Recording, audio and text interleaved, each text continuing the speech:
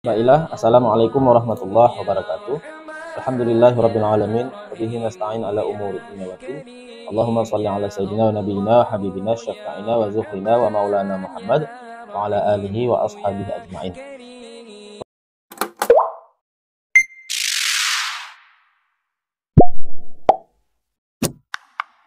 Sebab yang kedua ialah ayyanzuru bi'ainil i'tibari fi malakutis samawati wal ardi wa ma basallahu fiha. Yaitu kita melihat dengan mata kepala kita, kita i'tibar, mengambil pelajaran dari alam malakutus samawati, dari kerajaan Allah yang ada di langit dan di bumi, wa ma basallahu fiha, dan di antara keduanya. Yaitu kita melihat matahari, bagaimana Allah Subhanahu wa taala menjadikan matahari menjadi sumber kehidupan manusia, sumber cahaya yang dapat menyuburkan tanaman. Bagaimana andai kata hidup kita ini 24 jam tanpa ada kehadiran matahari? Maka tentunya tumbuh-tumbuhan pun tidak akan tumbuh. Beberapa usaha-usaha kita, pekerjaan-pekerjaan kita yang membutuhkan sumber cahaya dari matahari. Begitu juga dengan bumi misalnya. Fil ardi, di dalam bumi, dan bumi di atas bumi misalnya. Bagaimana Allah itu menciptakan bumi dengan teknik yang sangat mengagumkan, dengan fungsi yang sangat mengagumkan.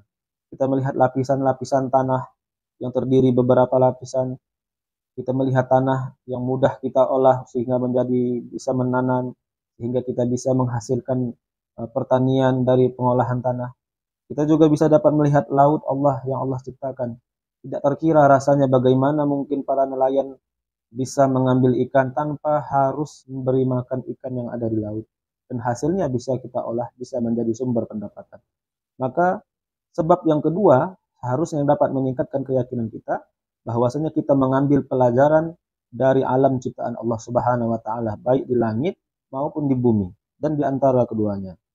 Min ajaibil masnu'at, yang mana di antara bumi, di antara langit itu ada keajaiban-keajaiban, keindahan-keindahan ciptaan Allah Subhanahu wa taala.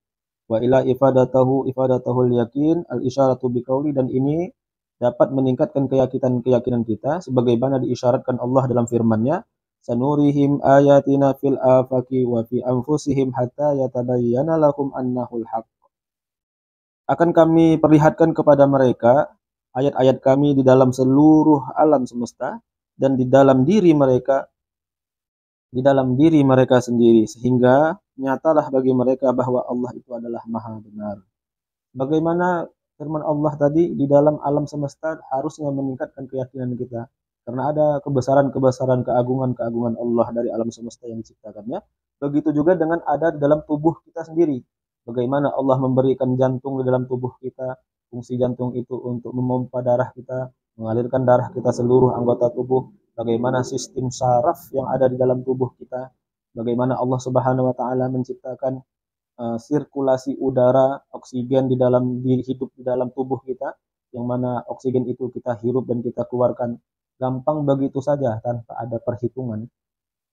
Misalnya apabila kita melihat di rumah sakit orang yang kesulitan pernafasan, membutuhkan bantuan oksigen, membutuhkan bantuan alat pernafasan, yang dihitung perharinya menghabiskan beberapa botol tabung atau beberapa tabung pernafasan. Dan kalau dihitung, dikalkulasikan biayanya, dalam satu hari bisa menghabiskan puluhan juta atau bahkan ratusan juta dalam hitungan hari ataupun hitungan minggu.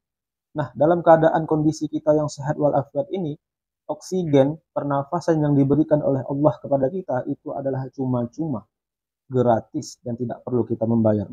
Maka alangkah naifnya apabila kita tidak sebaliknya meningkatkan keyakinan kita, malah kita mempergunakan nikmat-nikmat dan karunia dari Allah itu malah untuk menjauhi, bahkan memusuhi Allah Subhanahu wa taala.